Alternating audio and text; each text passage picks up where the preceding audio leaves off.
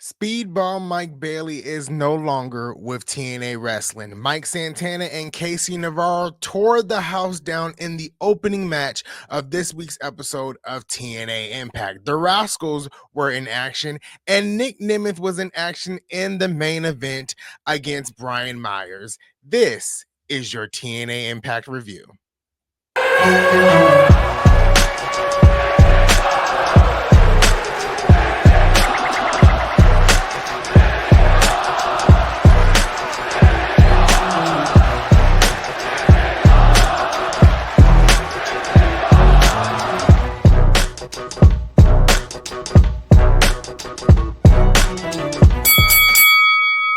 Welcome back to the Wrasslin for Life Network, and welcome back to another TNA Impact review. I am your host, Ringsider Anthony, and let's just get into some of the huge news that came out of TNA Wrestling this week. Speedball Mike Bailey is no longer with TNA Wrestling. His contract expired November 1st, and that basically explains why he lost the X Division Championship to Moose on last week's episode of TNA Impact. And it seems like Mike Bailey is on his way to AEW from all of the reports that are going around.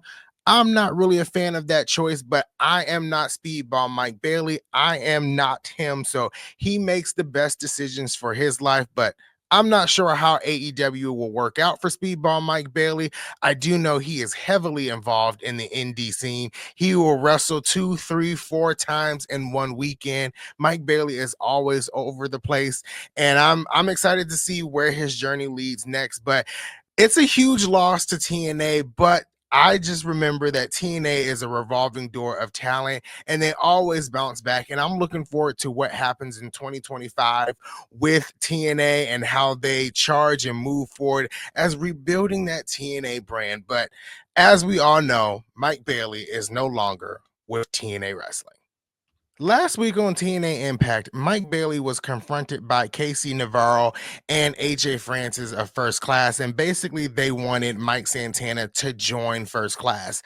Mike Santana declined, but there was an exchange of words which led to Casey Navarro versus Mike Santana, and this was the opening match to TNA Impact this week, and they delivered.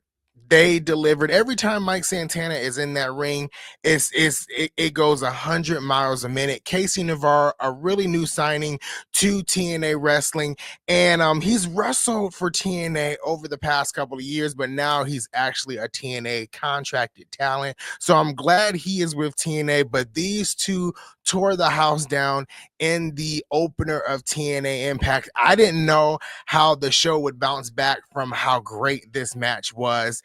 They did bounce back. The rest of the show did bounce back, but Mike Santana and Casey Navarro really tore the house down. So excited for Mike Santana. Ever since Mike Santana returned to TNA Wrestling, he's literally been on a roll, and every match he has is better than the last match.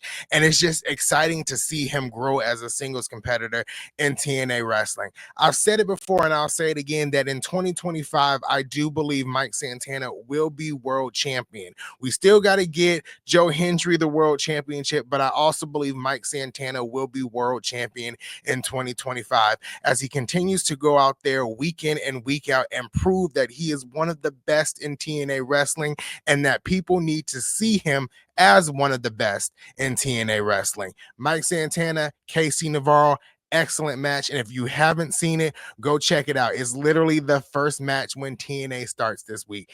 An absolute banger of a match. Kudos to Mike Santana and kudos to Casey Navarro. So we turn our attention to a backstage segment with Gia Miller, the Hardys, and Ace Austin, and she was about to announce their turning point match until they were interrupted by Trent Seven, and Trent Seven basically said, we don't need to be talking about these guys. We need to be talking about the low blow heard around the world. And if you don't know, Trent Seven turned on Speedball Mike Bailey after he lost the X Division Championship last week on TNA Impact. And basically Ace Austin was like, we're not going to talk about that. And Matt Hardy said, what happened to you? What happened to you, Trent Seven? You used to be a different guy. And then Trent Seven attacked all three of them, and then Jake Something and Alex Hammerstone came out to help Trent Seven. So it looks like there's going to be a big six-man tag team match going down at Turning Point. I'm not sure if it was officially announced yet, but it seems like Matt Hardy will be teaming up with Jeff Hardy, his brother, obviously, and Ace Austin to take on Jake Something, Alex Hammerstone, and Trent Seven. But Trent Seven has turned over a new leaf. He's in this hero role. And after last week, I'm interested to see how Trent Seven navigates TNA without Speedball Mike Bailey, and where does this character lead as it has turned heel very quickly. So I'm excited to see what happens next. But be glued, because it seems like something is going down with Ace Austin, the Hardys, Jake Something, Alex Hammerstone, and Trent Seven. The Rascals are in their rebound season. The Rascals are trying to build their name up in that TNA tag team division once again. They parted ways a little bit earlier this year. We had Zachary Wentz win the X Division championship, and then Trey Miguel was out with a quick injury, but now they're back together. They did reform the entirety of the group in NXT with Wrasslin until Wrasslin turned on Zachary Wentz and turned on Trey Miguel. So now they're back together as a duo, and they have to come together to hopefully, build their name back up in that tag team division. That is why this is called the Rascals Rebound Season. And on this past week's episode of TNA Impact, the Rascals were in action against Alan Angels and Jake Chris, and this was a great match, a fun match. The Rascals did pick up the victory as they're trying to charge to that TNA World Tag Team Championship picture, and I believe they'll eventually get there. A match I would love to see is the Rascals versus the Hardys for the TNA Tag Team Championships, but the Rascals are inching closer and closer and closer to getting back into that picture. It was a great victory for them this week, so we'll see what happens in the weeks and months to come as they try to get back to that World Tag Team Championship picture. Earlier, I said I didn't know how TNA was going to rebound from that barn burner of an opener between Mike Santana and Casey Navarro. And then we got the 6-person tag team match. It was the Northern Armory versus Steve Macklin, Eric Young, and Jonathan Gresham. And what a match this was. Hard hitting, fast paced, everything you can imagine. This was epic. This match was won by the Northern Armory as they continue to gain momentum as Josh Alexander and Saint and Sinner really hone in their skills and come together to form the Northern Armory.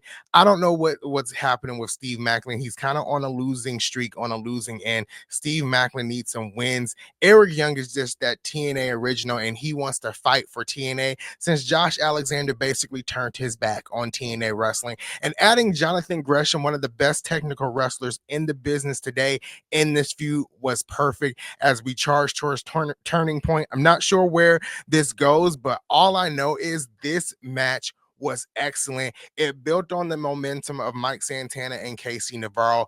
They killed it. And if I haven't said it already, the Northern Armory did win this match. This is another match from this week's episode of TNA Impact that I feel like you have to watch, because every man in this match, all 6 men in this match, delivered an excellent match. Want to watch it again? It was all around great. TNA delivers a lot of great matches on their weekly shows, and I feel like sometimes they're missed out because it's on the weekly shows. That's why you got to watch the weekly shows and the pay-per-views and the TNA monthly specials, because all of the matches, a lot of the times, deliver, especially on their weekly episodes. What they put into their weekly episodes and matches, they also put into their pay-per-views and monthly specials. And like I said, I just feel like sometimes the matches that are really good on the weekly television get overlooked. So go out of your way and watch this match on the TNA Plus app, and I'm sure it's on YouTube as well.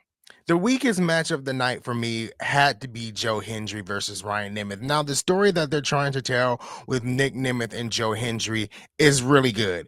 And I know this was an added chapter to that story, facing Ryan Nemeth, Nick Nemeth's brother. But I just feel like we kind of went into this match already knowing Joe Hendry was going to win. And I kind of want to say it was just pointless. I think it was just a pointless match. And I know we're going to get to Joe Hendry in the world title picture again. And like I said, this was just a chapter, but I felt like this was the weak point of TNA Impact this week. No hate to both men. It was just weirdly booked. And I know we use the term predictable in wrestling a lot.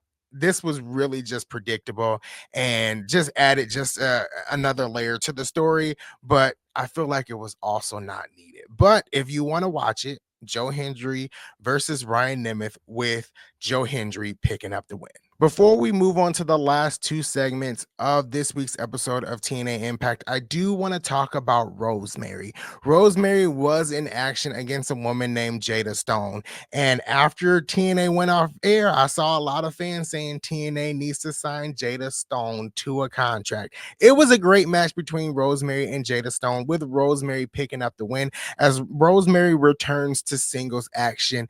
Last week, she severed ties with her NXT partner, Wendy Chu, when she defeated Wendy Chu in a no disqualification match. So now we're back to square one with Rosemary as a singles competitor. Where is Havoc? Is Havoc coming back? Are we going to get a reunion of the Decay? I'm not sure yet, but I just want to talk about how Rosemary has grown over the past couple of months, over the past year as a singles competitor. I'm excited to see what happens next with Rosemary. Maybe Rosemary versus Masha Slamovich in the new year. Give it to me, TNA. I kind of want to see that match. Alicia Edwards is able to draw heel heat. So she came out, grabbed a mic, and basically said that her tag team loss to Jordan Grace and Masha Slamovich last week on TNA Impact was a fluke. And she called out Masha Slamovich. She wants the TNA Knockouts World Championship. And so next week, Masha agreed. Next week, Masha will be defending the TNA Knockouts World Championship against Alicia Edwards in a no disqualification match. But whoever wins that match between Masha and Alicia will take on Jordan Grace at Turning Point November 29th for the TNA Knockouts World Championship. So that is where we are with the TNA Knockouts World Championship picture. We got Jordan Grace still involved, Masha Slamovich, Alicia Edwards, and I know Tasha Steelz is coming for that title too as well. But next week, TNA Impact, no disqualification match, Masha versus Alicia, and whoever wins that match will go on to face Jordan Grace at Turning Point for the TNA Knockouts World Championship. So we made it to the main event of TNA this week. It was Brian Myers versus Nick Nemeth. And at Turning Point, Nick Nemeth will be defending the TNA World Championship against Eddie Edwards, another member of the System. Nick Nemeth is feuding with the System. Nick Nemeth is feuding with Joe Hendry. We have JBL on the back burner. We have his brother Ryan Nemeth by his side. It's just a lot going down in that main event scene. And this was a great match. I really actually enjoyed this match between Brian Myers and Nick Nemeth as we charged towards Turning Point, with Nick Nemeth picking up the victory. We had involvement by Eddie Edwards. We had involvement by Alicia Edwards. We had involvement by Joe Hendry. It was just all around chaos in this main event of TNA Impact. Like I said, Nick Nemeth picked up the victory as he gains more and more momentum heading to his match against Eddie Edwards at Turning Point.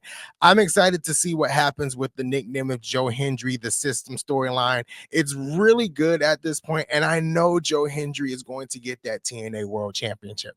We got to be patient. We got to be calm. We got to be cool. It's going to happen. Joe Hendry will be world champion in TNA. It could be Genesis coming up in January. Genesis means new beginnings, means beginnings. It could happen at Genesis. We could get Joe Hendry as TNA World Champion, but we have to remember Frankie Kazarian. Frankie Kazarian can call his shot anytime he wants. And what I honestly feel like is going to happen, and this might be a spoiler, but I feel like Joe Hendry is going to win the title, and right after winning the title, Kazarian's going to call his shot. That's just me. But we got to be watching. This is going to be entertaining over the next couple of months as we get to Turning Point at the end of November. Then we have Final Resolution in December and then Genesis in January. So they got a lot of time to build this story and a lot of time to tighten all the loose ends with this story. I'm excited for it. Be here, be seated, because it's going to get really good between Joe Hendry, Nick Nemeth, the system, and like I said, we can't forget Frankie Kazarian. So we end TNA Impact with a frustrated Steve Macklin. Seems like he's packing his bags. He got in his vehicle and drove away from the impact zone. Not sure where we're headed here with Steve Macklin, but I'm excited. Steve Macklin is going to be a big deal in 2025 for TNA if we're losing Josh Alexander. Even if we're not losing Josh Alexander, he's going to be a big deal. Steve Macklin is one of the best in TNA wrestling. So I'm excited to see, how he grows in TNA and how he gets back to that world championship scene. But like I said, we ended TNA with Steve Macklin packing his bags, looking very frustrated and driving away from the impact zone. That is it for the TNA Impact review this week. We covered a lot. We covered what's going on in the world title scene and the Knockouts world title scene. A lot is happening in TNA as we charge towards Final Resolution, Turning Point, and the return of Genesis in January. So come back each week and listen to all of these TNA reviews and get all your knowledge together as we charge towards these three big pay-per-views for TNA wrestling. Again, if you are watching on YouTube, thank you. If you are listening to the Wrestling for Life Network on any of the podcasting platforms, I thank you. This has been your TNA Impact review, and I have been your host, Ringsider Anthony. I will catch you in the next one.